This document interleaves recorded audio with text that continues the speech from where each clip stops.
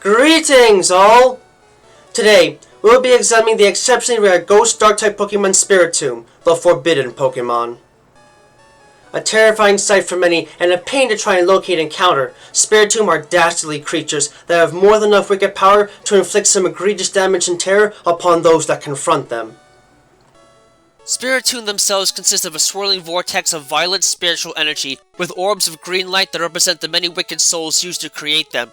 A pair of eyes mouth connected together in a cruel visage in the center, with their left eye having a black swirl within it.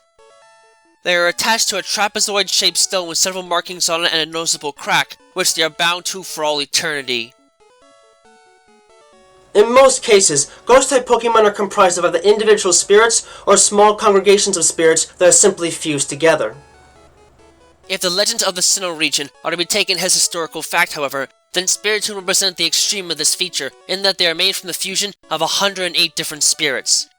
This is an amazing feat in and of itself, as the sheer amount of energy needed to completely fuse so many spirits is both astronomical and technically beyond the capabilities of any one Pokemon.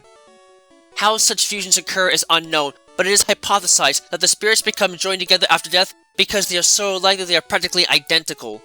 If this is true, then it would explain why this species as a whole is incredibly rare. Unfortunately for most, these spirits are not kind, but in fact extremely mischievous and cruel beyond comprehension. In fact, the only thing that Spiritomb enjoy more than causing absolute panic and chaos is getting to watch the reaction others have to their actions, eagerly cursing everyone around them merely by thinking wicked thoughts. If all the spirits in a Spiritomb are assumed to be similar in nature, it would likely mean that in life they are among the more dishonorable members of their society. Such a vast accumulation of anti-positive energy would also explain why Spiritomb are partial dark types, in turn making them one of the few Pokemon known to have almost no natural weaknesses, only being weak to the fairy type. Regardless of their formal identity, the massive accumulation of spirits that are Spiritomb can learn a decent variety of ghost and dark type moves, as well as the potent Hypnosis and Dream Eater combo, and grants them enough of a menacing aura that they have access to pressure as their only base ability. Though entities that are able to use their wicked powers to slip through defensive barriers of any sort also have the capacity to possess Infiltrator as a hidden ability. It is further noted that, while Spiritomb only have average offenses, the base defense and special defense stats are both calculated to be 108. It does not seem like a coincidence that this number corresponds with the number of spirits said to comprise these creatures in Sinnoh legend, and while the overall health and movement speeds might be limited, they are far from defenseless, their base special attack stat being above average for fully evolved Dark-type Pokemon, and the base defense and special defense stats being above average for fully evolved Ghost and Dark-type Pokemon, so caution should be heeded if one must confront one of these beings directly. According to Sinnoh legend, the number of Spiritomb in existence increased substantially for no real reason within the Sinnoh region around 500 years ago, in turn throwing the region into absolute chaos and disorder. While the exact history is unclear, it appears the number of ancient mystics were employed to immobilize or otherwise incapacitate the Spiritomb in order to bring peace back to the region. The answer? Bind the spirits to rocks imbued with high concentrations of anti-positive energy that can contain their powers completely.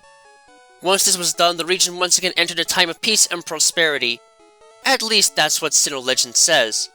The supposed legend behind these creatures' supposed imprisonment is nothing more than a simple fairy tale to most, as evidence suggests that the first Spiritomb was formed much earlier in the history of the region, and it is more than apparent that these creatures today are heavily limited in terms of mobility because they are indeed bound to small rocks.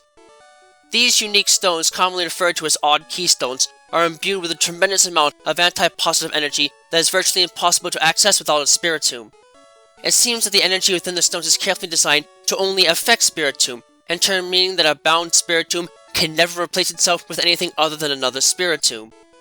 It is unknown how and if the ancient mystics of the Sinnoh region managed to bind every single Spiritomb in the region to an odd keystone, but seeing as no one has ever spotted one without a keystone, and that Galar legend stated they were bound by a passing stranger, at least in that region, the end result still speaks for itself. These odd keystones seem to represent the very essence and life force of Spiritomb today, as any attempt at removing them can often prove fatal to the organism as a whole.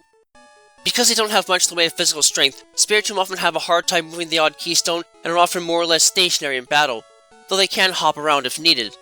This can make it very difficult to get the drop on an opponent in battle, but considering that Spiritomb specialize in projectile attacks and heckling anyways, this shouldn't be too much of a concern in the long run. These monsters definitely deserve to be thought of as wicked creatures, and their horrifying appearance and the echoing cries of their voice are just some of the many things that make me really not want to be anywhere even remotely close to them. It is true that they're really slow and can't take much damage with their low stamina, but considering that they have to lug around a stone that weighs more than 200 pounds, I think both of those issues are justified. What they lack in those areas, though, they make up for with solid defenses and decent offensive power, not to mention plenty of moves at their disposal to make life hectic for others. These ghostly hecklers might seem like just spooky entities to some, but get on the wrong side of their toxic and downright nasty powers, and they'll gladly take you down and make you see them for the nightmares they can prove to be. Bound for eternity, never to be set free, Spiritomb are certainly some of the strangest creatures of their type out there, but they can effectively use it all with the gusto and darkness in their wicked hearts. You might have to go through some serious hoops just to locate one, but acquiring them can more than make for an adventure with a worthwhile prize at the end. Just do yourself a favor though, and make sure to keep them in check if they start to become aggressive, or they might just unleash the horrible sins of the 108 souls trapped inside them all at once, with no regards as to who's in the way.